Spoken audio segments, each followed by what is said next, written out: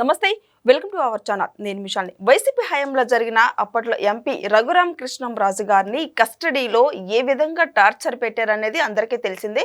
అయితే ఈ మధ్య పివి సునీల్ని పోలీసులు అయితే అదుపులోకి తీసుకున్నారు. తను ఒక ఎక్స్లో ఒక పోస్ట్ పెట్టాడు. అయితే అసలు ఆ పోస్ట్ ఏంటి, ఇలాంటి అంశాలను చర్చించే ముందు స్టూడియోలో ఉన్నారు సీనియర్ జర్నలిస్ట్ దుర్గకుమార్ గారు ఉన్నారు. వారిని అడిగి విషయం తెలుసుకునే ప్రయత్నం చేద్దాం. నమస్కారం సార్. నమస్తే శాలిని, మన వీక్షకులకు కూడా. సార్, ఈ మధ్య ఈ 2 days 3 days నుంచి మనం చూసుకుంటున్నాం ఈ వార్త. రఘురామ్ కృష్ణంరాజు గారిది కస్టడీలో టార్చర్ పెట్టింది హైలైట్ ఇప్పుడు సోషల్ మీడియా మొత్తం రన్ అవుతుంది. అయితే ఇప్పుడు పివి సునీల్ అయితే ఒక సంచలన విషయాలు అయితే వెలుగులోకి తీసుకొచ్చారు. ముఖ్యంగా ఇప్పుడు ఎక్స్లో ఒక పోస్ట్ పెట్టారు సార్. అసలు ఆ పోస్ట్ ఏంటి అంటే మీరేం చెప్తారు సార్? పోస్ట్ ఏం పెట్టాడు ఆయన? నన్ను సస్పెండ్ చేశారు కాబట్టి ఇప్పుడు రఘురామరాజు గారిని కూడా సస్పెండ్ చేస్తేనే సమన్యాయం జరుగుతుంది. ఆయన పోస్టులో కనుక శాసనసభ్యుడిగా ఉన్నా లేకపోతే డిప్యూటీ స్పీకర్గా ఉన్నా కేసును ప్రభావితం జరుగుతుంది అంటున్నాడు. బాగానే ఉంది. ఇది ఎట్లా ఉందంటే, ఒక వాస్తవం చెప్పాలంటే, పాము కరిచిన వ్యక్తిని మనం ఎవరైనా ఏం చేస్తాం, ఎక్కడికి తీసుకెళ్తాం? పాము ఒక వ్యక్తిని కరిచింది, హాస్పిటల్ ఆయన్ని తీసుకెళ్లారు, నన్ను తీసుకెళ్ళలేదని పాము డిమాండ్ చేస్తే ఎట్లా ఉంటుంది? ఇప్పుడు అదే పరిస్థితి ఇప్పుడు నడుస్తుంది. ఆయన బాధితుడు కస్టోడియల్ సునీల్ అంతకుముందు సిఐడిలో అడిషనల్ డీజీగా ఉన్న అధికారి, ఐపీఎస్ అధికారి. ఆయన పర్యవేక్షణలో, ఆయన నేతృత్వంలో ఈయన్ని కిడ్నాప్ చేసి, అంటే కిడ్నాప్ అని ఎందుకు అంటున్నానంటే, ఆయన్ని పక్క రాష్ట్రంలో నిబంధనలు పాటించకుండా పోలీసులు తీసుకెళ్ళినా దాన్ని కిడ్నాప్గానే భావించాల్సి వస్తుంది. నిబంధనలు అన్ని అతిక్రమించి తీసుకెళ్ళి చేశారు. తర్వాత ఆ సిఐడి కార్యాలయంలోనే, రాష్ట్ర కార్యాలయంలోనే ఆయన్ని కస్టోడియల్ టార్చర్కి గురి చేశారు. అప్పటికి ఆయన బైపాస్ చేయించుకుని ఉన్నాడు. తర్వాత బయట వ్యక్తులు కూడా వచ్చారు. అఫీషియల్గా జరిగిన టార్చర్ అది. అందువల్ల మనం కస్టోడియల్ టార్చర్ అని చెప్పగలుగుతున్నాం. అది అన్ని రాజ్యాంగ వ్యవస్థల దగ్గరికి కూడా వెళ్ళింది.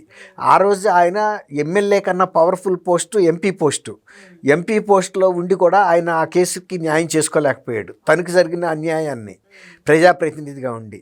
ఇప్పుడు ఆయన ఎమ్మెల్యేగా ఉండటం కూడా ఈయనకి తప్పేనంటున్నాడు. మరి అంతకుముందు ఆయన ఒక ప్రజాప్రతినిధిగా ఉన్నప్పుడు ఆయన్ని అంత కస్టోడియల్ టార్చర్ చేసి చంపటానికి కూడా ప్రయత్నించారు. అది హత్యా ప్రయత్నమే. ఆయన నేను బైపాస్ చేసుకున్నాడని ఆయనకి చెప్తున్నా, వాళ్ళకి తెలిసినా బయట వ్యక్తి తులసీబాబు అనే వ్యక్తిని కూడా తీసుకొచ్చి గుండెల మీద కూర్చోబెట్టి గుద్దిచ్చి, అంటే బయటికి కనపడదు. రేపు ఒకవేళ కనుక ఆ రోజు జరగరాంది ఏదైనా జరిగి ఆయనకి ప్రాణహాని జరిగి ఉంటే కూడా అది ఏం చెప్పేవాళ్ళు అంటే, మేము తీసుకొచ్చి విచారిస్తున్న సందర్భంలో ఆయన హార్ట్ అటాక్కి గురయ్యాడు, అంతకుముందు బైపాస్ కూడా చేయించుకున్నాడు కాబట్టి అదేదో ఆ ఫెయిల్యూర్గా చూపిస్తామని చూశారు. సేమ్ అంటే ఇక్కడ మనకి చూడాల్సింది ఏంటంటే, ఆయన మీద జరిగిన హత్య ప్రయత్నము, తర్వాత వివేకానంద గారి హత్యలోనూ కొన్ని పోలికలు ఉన్నాయి. వివేకానంద రెడ్డి గారి హత్యను కూడా వాళ్ళు హార్ట్ అటాక్గా, ఒక సహజ మరణంగా చూపించడానికి ప్రయత్నించారు. అది బాగా నరికేశారు కాబట్టి స్పష్టమైన గాయాలు కనపడుతున్నాయి కాబట్టి, రక్త గాయాలు పెద్దగా అది అతకల. కానీ ఇక్కడ మాత్రం ఆయన్ని ఆల్రెడీ బైపాస్ చేసుకున్నాడు కాబట్టి ఈ విధంగా గుండెల మీద కూర్చుని దెబ్బలు కొడితే ఆయన చనిపోతాడు, అప్పుడు ఖచ్చితంగా ఇది సహజ మరణంగా చెప్పుకోవచ్చు అని ప్రయత్నం చేశారనేది చాలా స్పష్టంగా అర్థమవుతుంది. ఆయన్ని తీసుకెళ్ళిన తీరు, ఆయన మీద వాళ్ళు చూపించిన కక్ష, ఆయన్ని వేధించిన తీరు అన్నీ కూడా. తర్వాత కనపడని దెబ్బలు కొట్టారు కింద పాదాల మీద. ఇంకా పైగా పాదాల మీద మేము కొట్టలేదు, అది చర్మ సంబంధ వ్యాధి అని కూడా చెప్పారు. అందువల్ల ఇప్పుడు నేను ఎందుకు చెప్పానంటే, పాము కరిచిన వ్యక్తికి ఏ విధమైన ట్రీట్మెంట్ ఇచ్చారో పాము కూడా నాకు కూడా అట్లాగే ట్రీట్మెంట్ ఇవ్వాలని కోరటం ఎలా ఉందో, ఇవాళ సునీల్ గారు చేస్తున్న డిమాండ్, ఎక్స్లో కోరుతున్న డిమాండ్ అట్లాగే ఉంది. మరి ఇదే అంశాన్ని ఆయన కోర్టులో నిన్న విచారణ సందర్భంలో ఎందుకు ప్రస్తావించలేదు? అడగాలి కదా ఆయన్ని సస్పెండ్ చేయమని. తర్వాత ఇంకోటి, ఆయన పోలీస్ శాఖలో లేడు, ఆయన స్వయంగా ప్రభావితం చేయటానికి. నువ్వు ఆ పోలీస్ శాఖలో ఉన్నతాధికారి, నువ్వే చేయమంటే అది చేస్తారు. నీ ఉన్నతాధికారి కార్యాలయంలో ప్రైవేటు వ్యక్తులను రానివ్వటానికి నువ్వు ఎస్ అంటే వచ్చేసారు, నువ్వేం చేయమంటే అది చేశారు. కానీ రఘురామరాజు గారు చెబితే పోలీస్ అధికారులు ఎవరో వినరు కూడా, ఎస్ఐ కూడా వినరు, కానిస్టేబుల్ కూడా వినరు. నువ్వు ఇంకా సస్పెండెడ్ అధికారి అయినా నువ్వంటే భయం ఉంటుంది. ఒకవేళ రేపు రీఇన్స్టేట్ అయ్యి పునర్నియామకం అయితే మళ్ళీ నీ మాట, నీ కింద వాళ్ళు పనిచేయాలి కాబట్టి భయపడతారు. కాబట్టి ఇప్పుడు పాము కరిచిన బాధితుడిని తీసుకెళ్ళి ఇంజక్షన్లు ఇచ్చారు, పడుకోబెట్టారు. నన్ను కూడా తీసుకెళ్ళి పాము పడుకోబెట్టండి, నాకు కూడా ఇంజక్షన్లు ఇవ్వండి, నేను ఆయన కరిచినప్పటికీ కూడా మరి ఆయన రక్తం కూడా నాకేమన్నా ప్రమాదం అవుతుందని కోరితే ఎలా ఉంటుందో అంత ఆశాస్పదంగాను వితండంగా ఉంది ఈ వాదన. కరిచిన పాము నాకు కూడా వైద్యం చేయించమంటారు ఎలా ఉంటుందో సేమ్ ఇదే. ఇప్పుడు ఆయన బాధితుడిగా ఉండి ఇన్నాళ్ళ తర్వాత 5 ఏళ్ల తర్వాత 6.5 ఏళ్ల తర్వాతకి ఈ మాత్రం కూడా కేసును మూవ్ చేసుకోగలిగి ఆయన సంవత్సరంన్నర క్రితమే కూడా నగరంపాలెం పోలీస్ స్టేషన్లో ఫిర్యాదు ఇస్తే కూడా ఇవాళకి నిన్ను పోలీసులు పిలిపించగలిగారంటే నువ్వు పవర్ఫుల్లా ఆయన పవర్ఫుల్లా? నువ్వు ప్రభావితం చేస్తున్నావా? సస్పెండ్ అయిన అధికారిగా కూడా ఉండి ఆయన ఎప్పుడో సస్పెండ్ అయ్యాడు, మళ్ళీ 6 నెలలు కూడా సస్పెండ్ చేశారు, అయినా ఆయనే ప్రభావితం చేయగలుగుతున్నాడు అనేది అర్థమవుతుంది. అలాంటప్పుడు ఆయన ప్రజాప్రతినిధిగా ఉండి ఆయన్ని పదవి నుంచి తొలగించడం అంటే ఎలా తొలగిస్తారు? ప్రజలు ఎన్నుకున్నారు, ప్రజలు భీమవరం నుంచి ఆయన ఎలక్ట్ అయ్యాడు.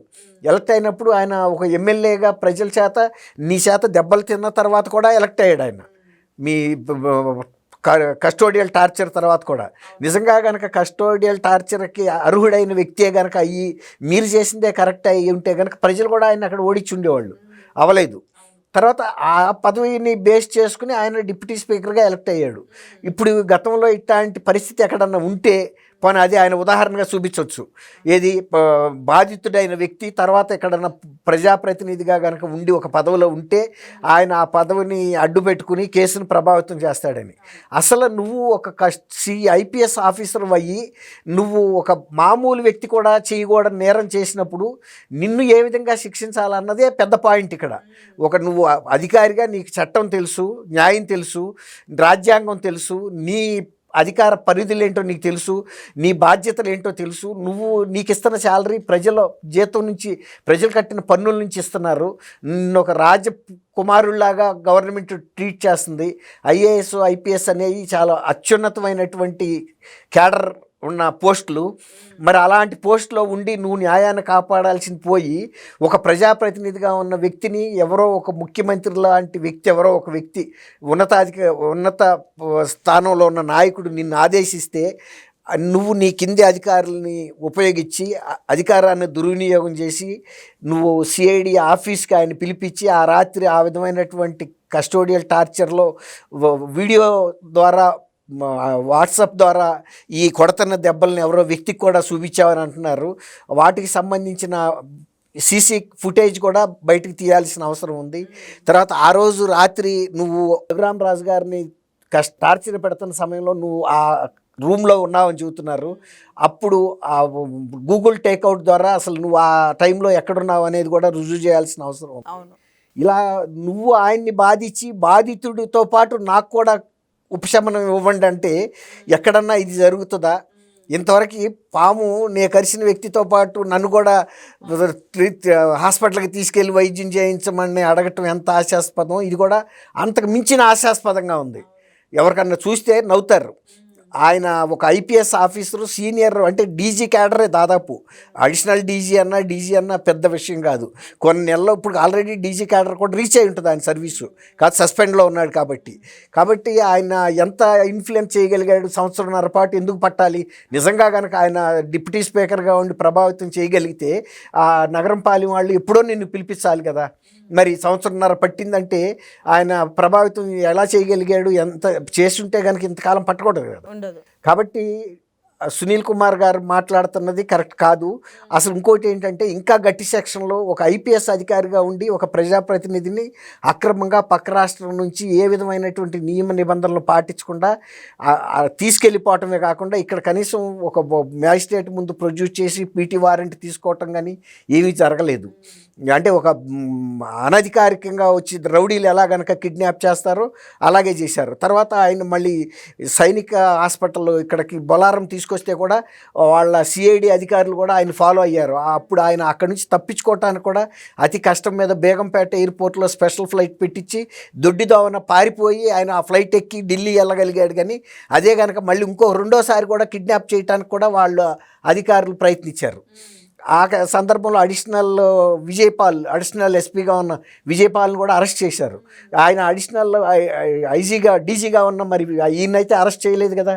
మరి ఆయన కనుక ప్రభావితం చేయగలిగే స్థానంలో ఉంటే అసలు ఇప్పుడు ఆయన అరెస్ట్ చేయాలి, కానీ 41A నోటీస్ కింద పిలిపించాల్సిన అవసరం ఏముంది? ఆ రోజు టార్చర్ జరిగిందంతా సిఐడి ఆఫీస్లోనే జరిగింది. ఆ ఆఫీస్కి పెద్దలు అంటే టాప్ ఆఫీసర్స్ అయిన వీళ్ళ పర్మిషన్ లేకుండా ఒక ప్రజాప్రతినిధిని అక్కడ టార్చర్ చేస్తారు. ప్రజాప్రతినిధి కాదు, అసలు మామూలు వ్యక్తిని కూడా వాళ్ళు టార్చర్ చేయడానికి వీల్లేదు. వాళ్ళు రెగ్యులర్ లా అండ్ ఆర్డర్ పోలీసులు కూడా కాదు. కాబట్టి ఇవాళ ఈ సునీల్ కుమార్ గారు చేస్తున్న వాదనని జాతీయ స్థాయిలో కూడా ఎక్స్పోజ్ చేసి ప్రజాప్రతినిధులు ఇదిగో ఒక ఐపీఎస్ అధికారి వాదన ఇలా ఉంది, ఇలాంటి పని చేసిన తర్వాత కూడా ఇలాంటి వాదన చేయటం ఎంతవరకు సమంజసమని అఖిల భారత ఐపీఎస్ అధికారులు అధికారులను కూడా ప్రశ్నించాలి. వాళ్ళు ఏదన్నా వాళ్ళ అధికారుల హక్కులకు భంగం కలిగినప్పుడు వ్యవహరిస్తున్నారు కదా, మరి ఒక బాధ్యత కలిగిన వ్యక్తి అయ్యి ఉండి ఆయన్ని టార్చర్ పెట్టడం కాకుండా ఇప్పుడు ఆయనతో పాటు నాకు కూడా నన్ను సస్పెండ్ చేశారు కాబట్టి బాధితుడిని కూడా సస్పెండ్ చేయమంటున్నాడు. ఒకరికొక న్యాయమా, ఇంకొకరికి ఒక న్యాయమా? నువ్వు అక్కడ నిందితుడివి, ఇతను బాధితుడు. చాలా తేడా ఉంది అక్కడ. నిందితుడికి బాధితుడికి కూడా నిందితుడికి వేసిన ఉరిశిక్ష వేయమంటే ఇక న్యాయం ఎక్కడుంది అక్కడ?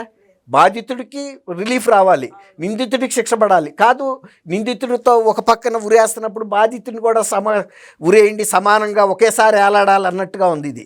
ఇది కొత్త నీతి న్యాయశాస్త్రానికి కొత్త అర్థాలు చెబుతున్నట్టుగా కూడా అనిపిస్తుంది. అవును, ఒకరికొక న్యాయం, ఇంకొకరికి న్యాయం అన్నట్టు కాదు. ఇప్పుడు ఆ బాధితుడికి కూడా ఉరేయాలన్న వాదన విచిత్రంగా ఉంది. ఇది నాతో పాటు అదే క్షణంలో ఆయన కూడా ఉరి తీయమంటున్నాడు. ఆయన బాధితుడు అక్కడ.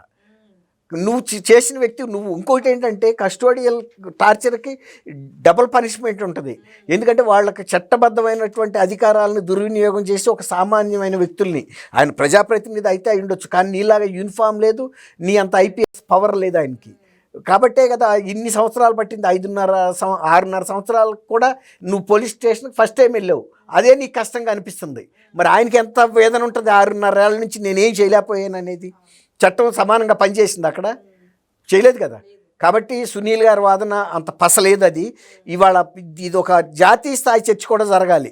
ఒక నిందితుడు బాధితుడిని కూడా సమంగా శిక్ష వేయాలని కోరటం అనేది ఆయనకి ఏం అవగాహన ఉంది? ఒక ఐపీఎస్ అధికారిగా బాధితుడికి నిందితుడికి లేకపోతే ముద్దాయికి ఒకే నిర్వచనం చెప్పడం అనేది కరెక్టా? ఇది జాతీయ స్థాయిలో కూడా చర్చ జరగాలి. Thank you sir. Thank you అమ్మ శాలిని, మన వీక్షకులు.